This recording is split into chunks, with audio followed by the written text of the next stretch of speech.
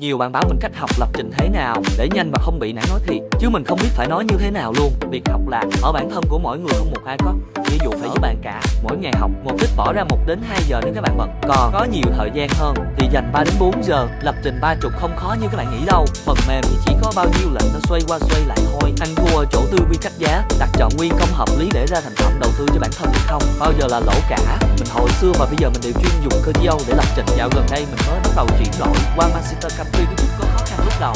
Các bạn chịu có bắt tay vào làm xem nhiều kênh YouTube hay về lập trình thì bạn sẽ có thêm kiến thức.